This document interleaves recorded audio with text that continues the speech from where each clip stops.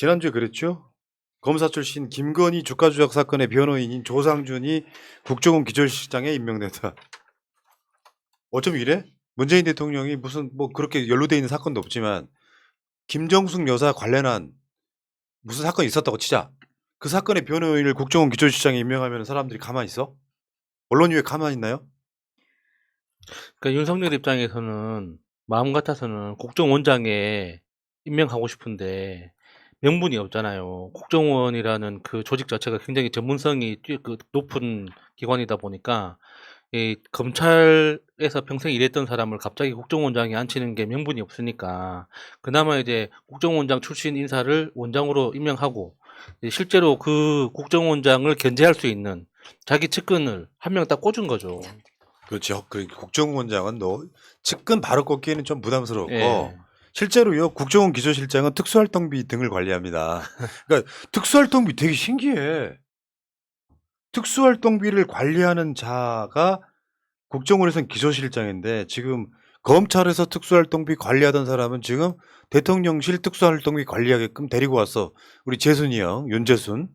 근데 주가 조작 사건을 변호했던 자기 옛날의 최측근, 이 최측근을 기조실장은 특수활동비 관리하는 사람인데도 데리고 왔어. 특수활동비 맡으면 기가 막히게 냄새를 잘 맡아. 그 저녁 한 끼에 한 900만 원씩 먹으려면은 좀 필요하지 않을까 싶은 생각도 들긴 하네요. 여러모로 많이 필요하죠. 그리고 조상준이가 한동훈하고 함께 예를 들면 검찰에 가갖고 윤석열 최측근이 누구야 그러면 한동훈, 조상준 이렇게 얘기한다. 최측근인 거지. 오른팔 왼팔 뭐 그런가 보요. 이낙연한테 정운영 같은 거죠. 최측근인 거죠. 그 주머니에 넣어 다니고 싶은 내 동생들. 아니 근데 지금은 조상준이 국정원 기조실장 임명 가지고 말이 많지만 사실 꾸준히 그런 거 해왔었잖아요. 막 예를 들어서 주진우 검사 같은 경우에는 나중에 채널A 이동재 변호사로 했는데 지금은 청와대가 아니라 윤석열 정부의 법률 비서관, 어디 양재택에서 법률 비서관으로 있는 거고 다 이게 인수위원회 때도 장모 변호했던 사람도 다 이 안에 있고 다 이런 식입니다. 근데 언론이 그나마 이렇게라도 알려주니까 우리가 비판을 하는 거지 언론 자체에서는 비판의 기능이 완전히 없어요. 네. 그러니까 이상하죠. 우리가 검찰공화국이라는 표현이 뭐 과하다 아니다 표현하는데 진짜로 과한지 안 한지 한번 볼까요? 검사가 임명되지 말아야 될 자리에 임명된 사람들은 보겠습니다. 여러분들 이 표를 보면요. 중간에 이렇게 금이 그어져 있잖아요. 오른쪽은 그래도 검사가 임명되는 게 이상하지 않아. 근데 오른쪽부터 먼저 볼게요. 한동훈 최측근이잖아. 네. 법무부 장관이 임명했죠. 이것도 문제 있는 거지. 문재인 정부가 문재인 대통령의 최측근을 법무장관 임명했다면 이렇게 생각을 한번 해봐야 되고요. 그리고 인호공은 우리는 카풀 친구. 윤석열과 카풀했던 사이이기도 하지만 또 한동훈 처남 성폭력 사건 때 여성 검사를 회유했던 사람이기도 해.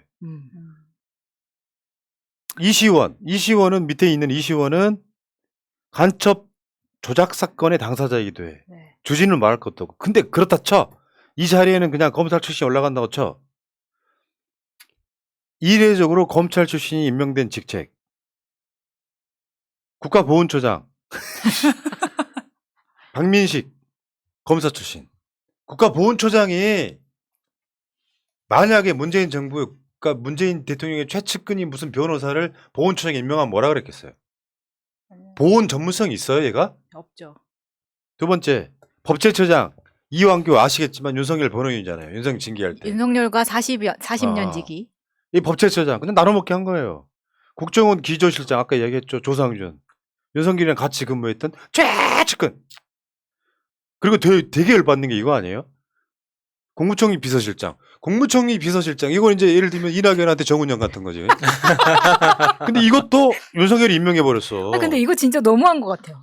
저번에 저 국무조정실장은 권성동이가 뭐라고 해가지고 임명 못했잖아. 네, 네. 한덕수가 추천하는. 국무총리가 바지인데 무슨 상관이 있습니까? 너무 이거는 근데 아무리 바지라 그래도 족쇄까지 채우면 이게 뭐예요? 뭐 어차피 바지에 뭐 족쇄 채우나 마나 뭐 어차피 아니, 헐렁헐렁거리는 거. 내 비서실장을 내 마음대로 하지도 못하고 할 수 있는 게 뭐야 도대체 그러니까 한덕수는. 국무총리 비서실장도 마치 약간 그것처럼 꽂아놓은 거 아니야? 총리의 역모를 방지하기 위해서 무슨 간자처럼 꽂아놓은 거야? 잠깐만요. 저기 정운현을 비서실장으로 임명할 때 이낙연은 본인이 임명했을걸요? 네, 그렇죠. 맞아요.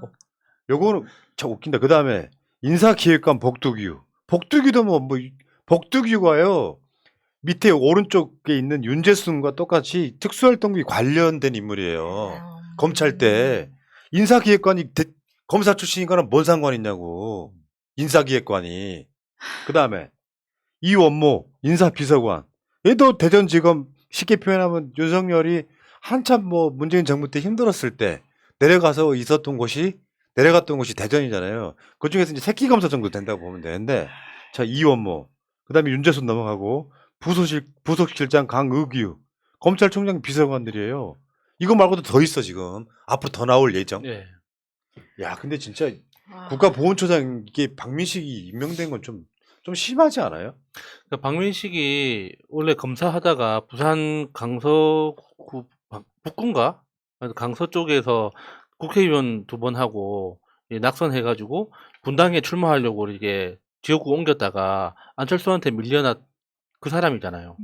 그러니까 그 윤석열이랑 친분이 어마어마하다고 자랑하고 다닌다고 하더라고요. 아까 그 표 다시 한번 보여줘봐요. 여기에 이시원 있죠? 오른쪽 밑에 노문이 오른쪽 아래. 2번째 줄 이시원 있죠? 이시원이가 윤석열의 밥총무였대요. 밥총무. 왜? 직장 다니는 사람 다 알잖아. 점심시간에 야 밥 뭐 먹을래?하고 미리 메뉴 짜가지고 시키는 사람. 계산까지 이렇게 딱 깔끔하게 밥총무. 엠빵? 형님 이렇게 신경 안 쓰게 이렇게 깔끔하게 하는 이번에 뭐 드실래요? 아 네가 알아 시켜. 그럼 알아 시키는 거 있잖아요. 아, 진짜. 그럼 매일 김치찌개지. 아니 그러니까 윤석열이 이 사람들을 임명한 건 능력이라고 이야기를 했어요. 능력 위주로 인선했다. 뭔 밥총무 가까운 사람 이런 사람들 임명하면서 나라가 잘 돌아가겠습니까? 능력이 안 되는 그 자들. 능력 있잖아요. 하루는 김치찌개, 하루는 김치찜, 하루는 김치 두루치기. 이렇게 계속 바꾸는 것도 능력이죠. 그러니까 카풀 인사, 밥총무 인사 놀랍지 않아요? 아, 진짜. 아니 보통 문재인 정부 때까지만 해도요 눈치 봤다니까요. 박근혜도 이렇게는 안 했어요. 그러니까. 눈치를 안 보고 막 지르잖아. 요거는 우리가 지금은 본통 터지지만 망하는 지름길이에요. 예. 얘네들 한번 보세요 나중에. 분명히 비리라서 쇠고랑 차고 가는 놈들 수도 없이 나온다. 빠른 시일에. 그 특수활동비 부분은 우리가 유심하게 봐야 된다고 생각합니다. 이상하게 특수활동비 만지는 자리는 측근들로 또 하는 거는 저는 국고 손실죄 보고요. 이따 그 이야기 다시 할게요. 자, 그런데 그 검찰이 이재명 대장동 봐주기 사건이라는 게 있어. 다른 사람들 야 대장동 사건을 알겠는데 봐주기 사건은 뭐냐? 그러니까 이게 골 때리는 게요. 수사의 스킬인데 그 전철협 전국 철거민 협의회 중앙회 이 사람들이 이게 이제 밑에 이병철님 요거 관련된 건 변호사비 대납 사건 이때 고 이병철님 죽음에 대한 보고 기자회견이 뭐야? 이 사람 병으로 죽은 거란 말이에요. 맞아요. 예. 그 변호사비 대납했다고 의혹 제기했지만 아무 근거가 없었고 이 사람들이 이재명 의원을 고발한 게 아니라 뭘 고발했냐면은 김호수, 이정수 중앙지검장 등이 이재명 대장동 사건을 봐줬다를 고발한 사건이야. 요거를 서울중앙지검이 수사를 시작했다는 거 아니야. 그래 진짜 봐줬는지 안 봐줬는지 바로 직전 중앙지검장 이정수나 직전 검찰총장 김호수를 수사해야 되는 사건인 거예요.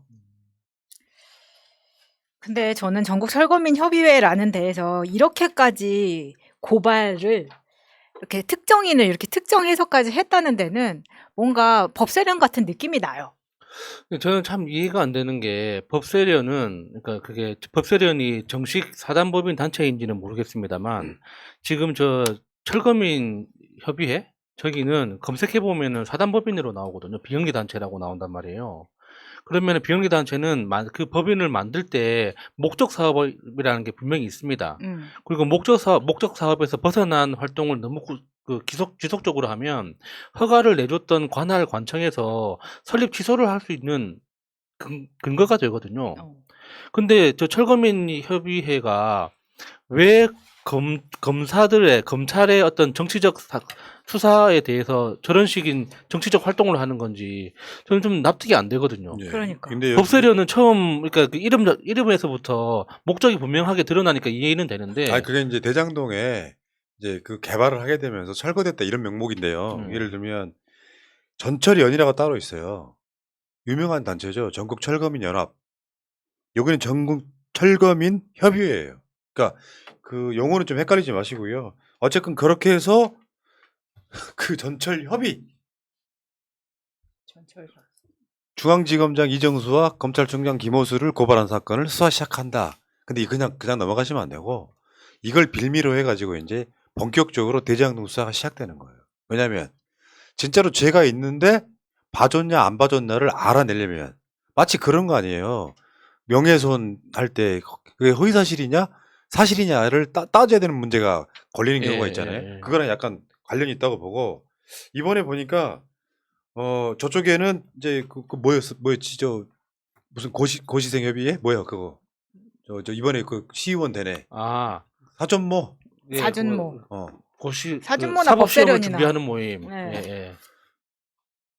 이번에 우리 쪽에도 있어요. 우리 쪽에도 지금 훌륭하신 단체가 있잖아요. 사세행 예. 거기서 지금 윤석열을 고발했습니다.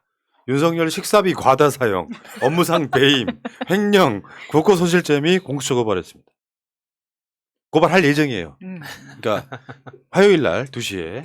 사법 정의 바로 세우기 시민 행동. 근데 이거는 말씀드렸다시피 지금 아직 윤석열의 월급이 나오지 않은 시점에서 한 끼에 900만 원이면요. 사실 대통령 월급으로 먹을 수 없는 가격입니다. 1억 조금 넘잖아요, 그게. 근데 어떻게 한 끼에 900만 원을 먹습니까? 누가 계산을 했는지. 그걸 이제 부산말로 기마이라고 하거든요. 부산 말입니까? 예, 예. 일본 말인 줄 알았어. 한 방에 다 써버린다.